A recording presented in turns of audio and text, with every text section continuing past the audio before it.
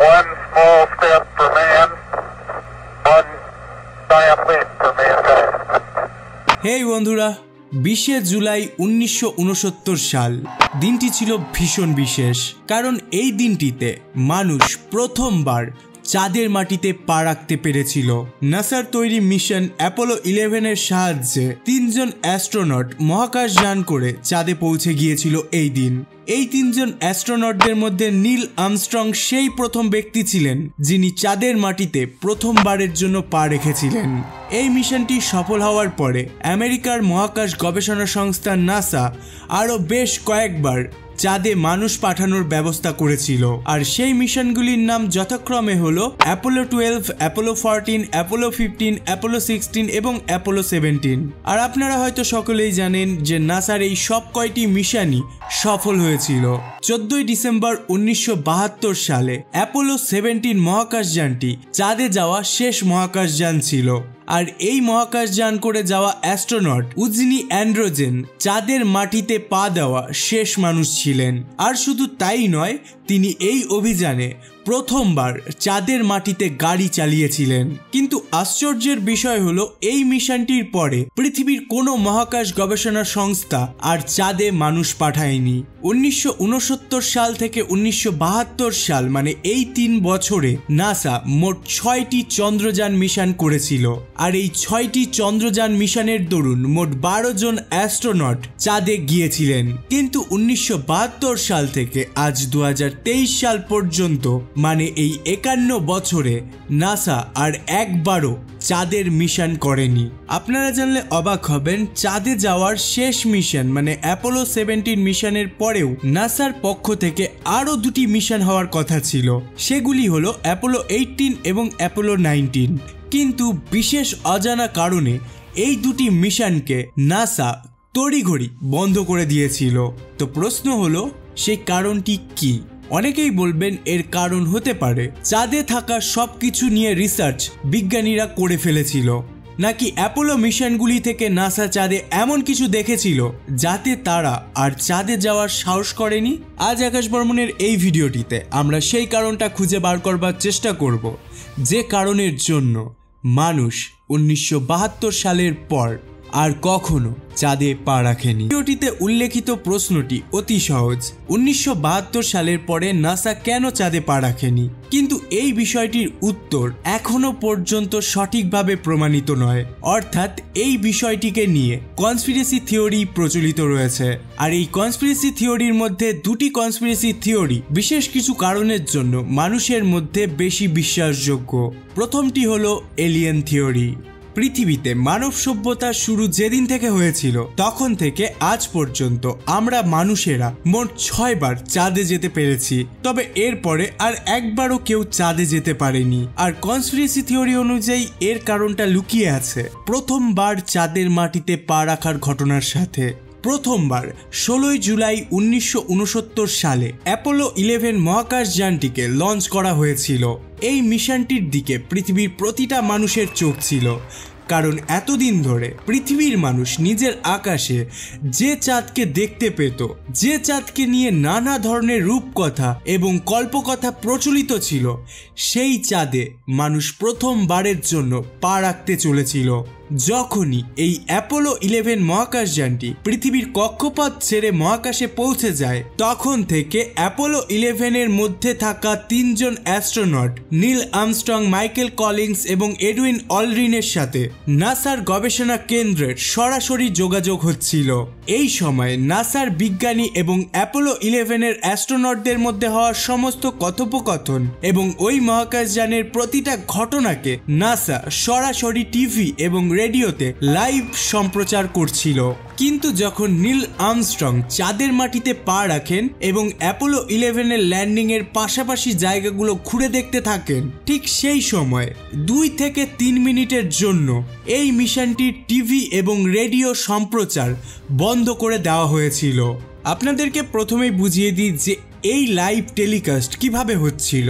আসলে নাসার বিজ্ঞানীদের সাথে অ্যাপোলো 11-এ থাকা অ্যাস্ট্রোনটদের মধ্যে যে সকল কথাবার্তা হচ্ছিল সে সমস্ত কথাবার্তাগুলোকে অডিও ফর্মে এবং অ্যাস্ট্রোনটরা চাঁদের যে সমস্ত ফুটেজ সংগ্রহ করছিল সেগুলোকে সরাসরি চাঁদ থেকে পৃথিবীর টিভি এবং রেডিওতে লাইভ টেলিকাস্ট করা হচ্ছিল। তবে নাসার পক্ষ থেকে এই লাইভ টেলিকাস্ট প্রথম থেকেই 1 মিনিট দেরিতে চলছিল। অর্থাৎ নাসার বিজ্ঞানী এবং অ্যাস্ট্রোনটদের মধ্যে হওয়া কথাবার্তা বা চাঁদ থেকে আসা ফুটেজগুলো যে সময় নাসার বিজ্ঞানীদের কাছে পৌঁছাচ্ছিল তার ঠিক 1 মিনিট পরে লাইভে মানে সেই সময়কার টিভি বা রেডিওতে টেলিকাস্ট করা হচ্ছিল। কারণ নাসা চাইছিল এই ভিডিও ফুটেজ এবং কথাবার্তাগুলোকে ভেরিফাই করেই পৃথিবীর সমস্ত মানুষের সামনে আনতে। সেই কারণেই প্রশ্ন ওঠে এই মিশনটি ঘটাকালীন 2 থেকে 3 মিনিটের জন্য লাইভ টেলিকাস্ট কেন বন্ধ করে দিয়েছিল নাসা?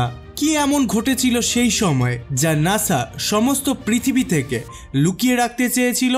এর সূত্র পাওয়া যায় কিছু বছর আগে একটি হ্যাকারের দল নাসার সার্ভারকে হ্যাক করে এবং এই হ্যাকিংয়ের মাধ্যমে তারা কিছু গোপন তথ্য ফাঁস করে দেয়, যার মধ্যে অ্যাপোলো 11 মিশনের সেই 2 মিনিটের অডিও ক্লিপটাও ছিল। যে 2 মিনিটের অডিও ক্লিপ নাসা পৃথিবীর মানুষের সামনে সম্প্রচার করেনি। এবার আসুন সবাই একসাথে শুনে নেওয়া যাক সেই অডিও ক্লিপটি।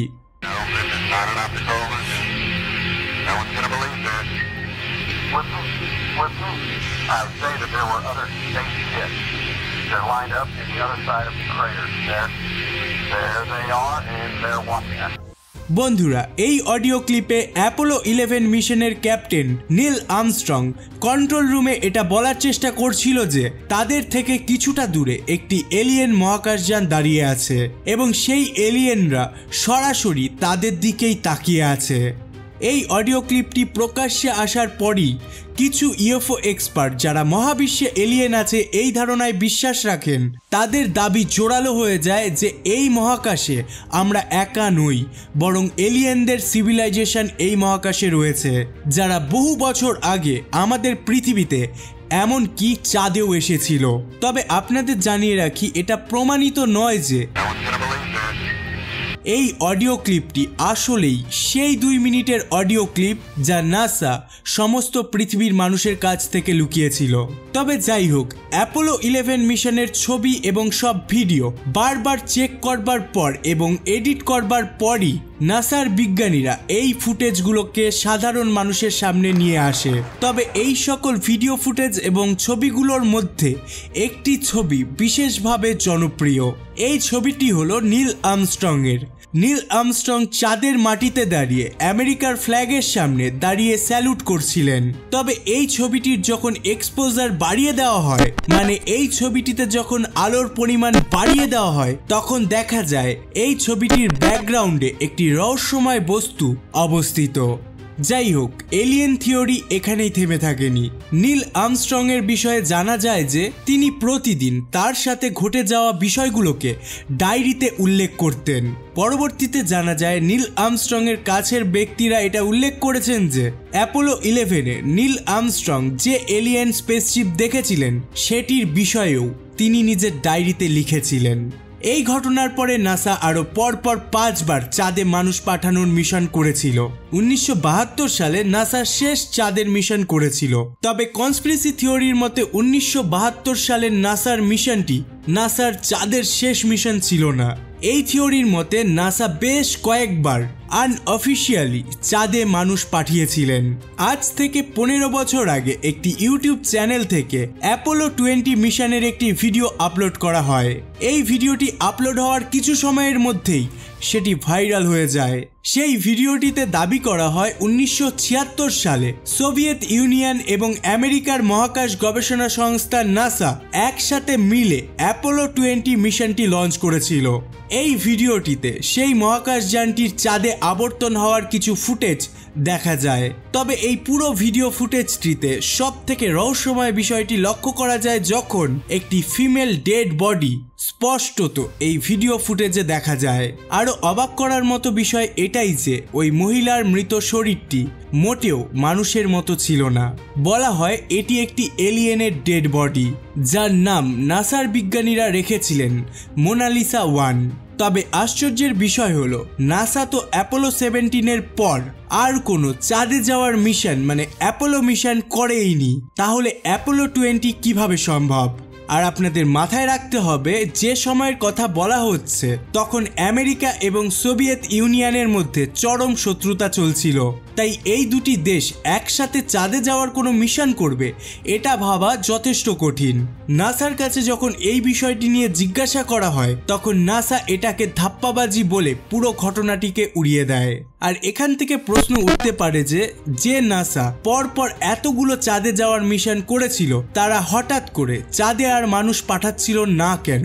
আর এই প্রশ্নের যেহেতু সঠিক উত্তর পাওয়া যাচ্ছিল না তাই সবাই বাধ্য হচ্ছিল এলিয়েন থিওরিকে বিশ্বাস করতে। অনেক কনস্পিরেসি থিওরির মতে অ্যাপোলো 20 আনঅফিশিয়াল মিশনে নাসা চাঁদ থেকে দুটি এলিয়েন ডেড বডিকে নিয়ে এসেছিল। পরবর্তীতে ওই ডেড বডিগুলোকে আমেরিকার এরিয়া 51 নামক গোপন রিসার্চ সেন্টারে নিয়ে আসা হয় এবং তাদের ওপর গবেষণা চালানো হয়। অন্যদিকে অনেকেই দাবি করে যে নাসা চাঁদের অন্ধকার এলাকায় এমন কিছু জিনিস দেখেছিল যাতে তারা আর চাঁদে যেতে সাহস করেনি। সকলের পরিচিত বিজ্ঞানী স্টিফেন হকিং এলিয়েন নিয়ে বলেছিলেন, বর্তমানে অনেক গবেষণার মাধ্যমে ভিন গ্রহের প্রাণীদের সাথে যোগাযোগ করার চেষ্টা করা হচ্ছে, তবে আমাদের উচিত নয় এলিয়েনদের সাথে যোগাযোগ করা, কারণ হতে পারে এই এলিয়েনরা আমাদের থেকে অনেক উন্নত। তাই হতে পারে তারা নিজের সুবিধার্থে আমাদের এই পৃথিবীকে দখল করে নেবে। তাই এলিয়েন থিওরিস্টদের মতে স্টিফেন হকিং এর কথাগুলোর মতোই নাসার ধারণা হয় যে তারা যদি এলিয়েনদের খুব কাছে চলে যায় তাহলে সেটা পৃথিবীর মানব সভ্যতার জন্য ক্ষতিকর হবে। আর হয়তো এটাই আসল কারণ যার কারণে নাসা আর কোনোদিনও চাঁদের উদ্দেশ্যে মিশন করেনি। তবে আপনাদের মাথায় রাখতে হবে এই এলিয়েন থিওরি পুরোটাই দাঁড়িয়ে আছে অনুমানের ওপর, তাই স্বভাবতই এই কনস্পিরেসি থিওরিগুলি অত্যন্ত কন্ট্রোভার্সিয়াল। তবে এবার কথা বলা যাক একটু কম কন্ট্রোভার্সিয়াল তথ্য নিয়ে, যে কারণটিকেই আসল কারণ হিসাবে ধরা হয় চাঁদে আর মানুষ না পাঠানোর, আর সেটি হলো পলিটিক্যাল রিজন। 1950 দশকে আমেরিকা এবং সোভিয়েত ইউনিয়নের মধ্যে চলছিল কোল্ড ওয়ার বা ঠান্ডা যুদ্ধ। এই সময় দুটো দেশই নিজের সামরিক শক্তি বৃদ্ধি করছিল। তবে সোভিয়েত ইউনিয়ন এই প্রতিযোগিতাটিকে রিসার্চ অ্যান্ড ডেভেলপমেন্টের দিকে নিয়ে যায়। তারা মহাকাশ গবেষণার পেছনে বহু অর্থ ব্যয় করে। এই সময় আমেরিকা এবং সোভিয়েত ইউনিয়নের মধ্যে একটি দ্বন্দ্ব চলছিল যে কে আগে কোন জিনিসটা করতে পারবে। 1957 সালের 4 অক্টোবর সোভিয়েত ইউনিয়ন প্রথমবার মহাকাশে স্যাটেলাইট পাঠায়, যার নাম ছিল স্পুটনিক 1। তাই প্রথমবার মহাকাশে কৃত্রিম উপগ্রহ পাঠানোর খেতাব চলে যায় সোভিয়েত ইউনিয়নের কাছে। কয়েক বছর পর আবার সোভিয়েত ইউনিয়নই প্রথম মহাকাশে মানুষ পাঠায়। 1961 সালের 12 এপ্রিল সোভিয়েত ইউনিয়নের অ্যাস্ট্রোনট ইউরি গ্যাগারিন প্রথম মহাকাশে ভ্রমণ করেন। অর্থাৎ প্রথম দিকে সোভিয়েত ইউনিয়ন একের পর এক মহাকাশ জয় করে ফেলছিল। স্বভাবতই আমেরিকার জনগণ এতে খুশি ছিল না, তারা সরকারের প্রতি আক্রোশ বাড়াতে থাকে। সেই সময় আমেরিকার প্রেসিডেন্ট জন এফ কেনেডি ঘোষণা করেন আমেরিকা এই দশকের মধ্যেই চাঁদে মানুষ পাঠাবে। আর এই কারণেই আমেরিকার মহাকাশ গবেষণা কেন্দ্র নাসার বাজেট এক লাফে কয়েক গুণ বাড়িয়ে দেওয়া হয়। অর্থের অভাব না থাকায় রিসার্চও দ্রুত গতিতে চলতে থাকে। 1969 সালে আমেরিকা মহাকাশ অভিযানে বড়সড় সফলতা অর্জন করে, আর এই সফলতার দরুন তারা সোভিয়েত ইউনিয়নের মহাকাশ গবেষণাকে কয়েক বছর পিছিয়ে দেয়। এই দিন নাসার তৈরি মিশন অ্যাপোলো 11 থেকে প্রথম আমেরিকার অ্যাস্ট্রোনট নীল আর্মস্ট্রং চাঁদের মাটিতে পা রাখেন। এরপর থেকে আমেরিকা নিজেদের এই জয়কে ধরে রাখতে পরপর আরো বেশ কয়েকটি চাঁদের মিশন করেছিল। ফলস্বরূপ আমেরিকা সোভিয়েত ইউনিয়নের থেকে কয়েক গুণ এগিয়ে যায়। ফলে জনগণ এবং সরকারের মধ্যে চাঁদের অভিযান নিয়ে কৌতূহল অনেক কমে যায়। এর ফলে নাসার বাজেটেও ঘাটতি পড়ে। একটা সময় এমন ছিল যখন আমেরিকার মোট জিডিপির 5% নাসার জন্য বরাদ্দ করা হতো, সেটা সময়ের সাথে সাথে কমে গিয়ে মাত্র 1%-রও নিচে নেমে যায়। এছাড়া চাঁদে একজন মানুষ পাঠাতে গেলে অনেক সেফটি প্রোটোকল মেনটেন করতে হয়। আধুনিক সময়ে যেখানে উন্নত ধরনের সব রোবট আবিষ্কার হয়ে গেছে, সেখানে মানুষের থেকে চাঁদে রোবট পাঠানো অনেক বেশি সুরক্ষিত। তাই এই দুটি কারণকেই প্রধান মনে করা হয় নাসার চাঁদে ফিরে না যাওয়ার। তবে আরও একটি কারণ হলো পৃথিবীর সমস্ত গবেষণা কেন্দ্রগুলোর এখন লক্ষ্য হলো মঙ্গল গ্রহে মানুষ পাঠানোর। এই কারণেই চন্দ্র অভিযান নিয়ে মানুষের মনে কৌতূহল অনেক কমে গেছে। তবে হ্যাঁ, কিছু বছর আগে প্রাক্তন আমেরিকার প্রেসিডেন্ট ডোনাল্ড ট্রাম্প চাঁদের মিশন করবার জন্য নাসার বাজেট আবারও বাড়িয়ে দেন। আর ধারণা করা হচ্ছে যে আগামী 10 বছরের মধ্যে নাসা আবারও চাঁদে মানুষ পাঠাবে। আপনার কি মনে হয় কোন থিওরিটি আসলেই সত্য? সত্যি কি আপনার মনে হয় চাঁদে মানুষ না পাঠানোর পেছনে এলিয়েন রহস্য লুকিয়ে আছে? আপনার মতামত অবশ্যই কমেন্ট বক্সে জানাবেন। সর্বশেষে thanks for watching. Stay happy, stay cool.